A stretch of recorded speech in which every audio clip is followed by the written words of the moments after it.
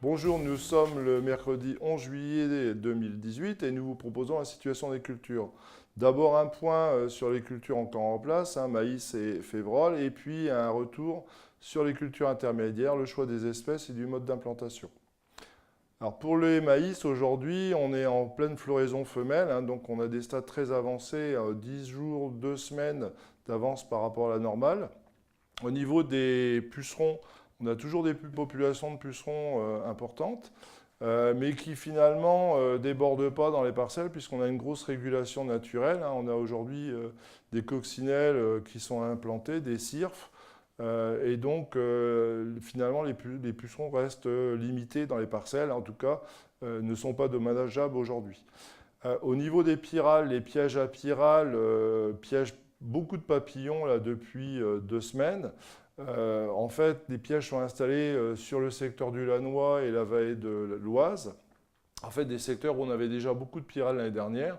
On n'a pas plus de pyrales que d'habitude. Au niveau du secteur où le papillon est présent, en fait, ça reste limité aux vallées les plus précoces du département, vallée de la Marne, vallée de l'Aisne, vallée de l'Oise, voire vallée de la Serre.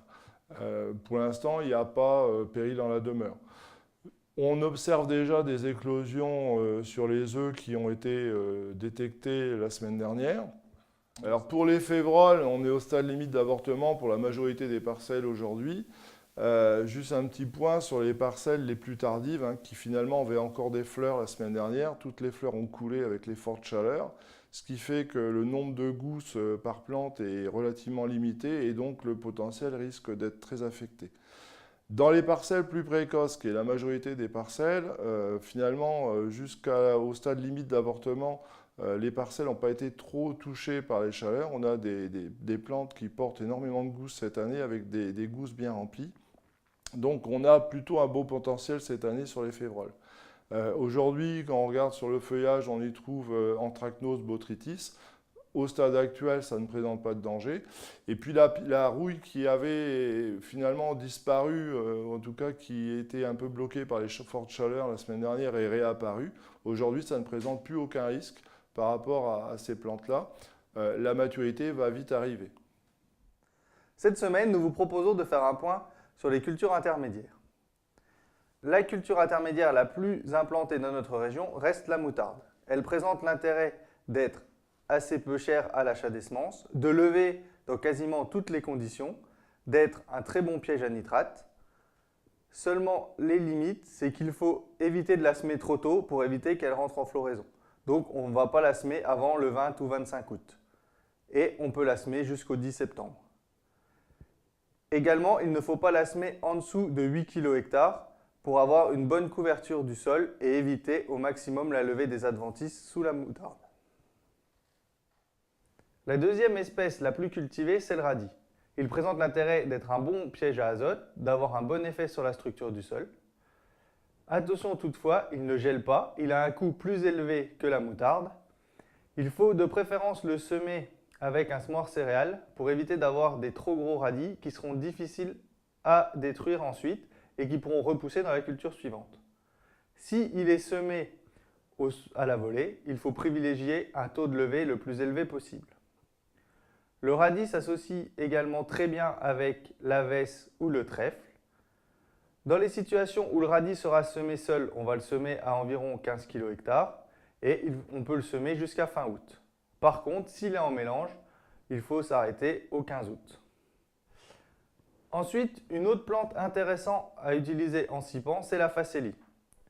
C'est une espèce neutre, on ne retrouve pas d'espèces de la même famille dans la rotation. Elle est également très couvrante. Il faut la semer cependant avant le 20 août à peu près 8 à 10 kg. La facélie s'associe aussi très bien avec l'avesse ou le trèfle. La facélie présente l'intérêt de geler facilement et en plus, elle ne repique pas. Son souci, c'est le coût de sa semence assez élevé et aussi des fois la qualité de la semence et la quantité qui peut être disponible. Une autre espèce qui est parfois utilisée, c'est l'avoine de printemps. C'est une espèce globalement à éviter puisqu'elle est très sensible à la rouille et dès que la rouille arrive sur l'avoine de printemps, elle disparaît en quelques jours. Donc ce n'est pas une espèce à mettre. A contrario, il vaut mieux utiliser l'avoine rude ou brésilienne. Elle sera semée à 30 kg/hectare. Elle présente l'intérêt d'avoir une bonne couverture, une bonne production de biomasse. Elle gèle également. L'avoine brésilienne s'associe bien également avec les légumineuses, que ce soit l'avesse, le trèfle ou même le pois. Le semis à la volée n'est pas adapté à toutes les graines. En effet, les graines légères comme l'avoine ou le trèfle ne seront pas bien réparties.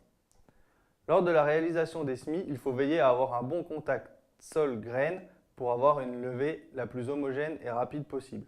Pour cela, il est souvent nécessaire de passer un coup de roule après le semis, surtout lorsqu'il est réalisé à la volée. De plus, certaines espèces doivent être enfuies pour lever. C'est le cas de l'avesse. Lorsque l'on implante des scipions derrière de l'orge ou de l'escourgeon, il faudra être patient et gérer les repousses par un ou deux faux semis.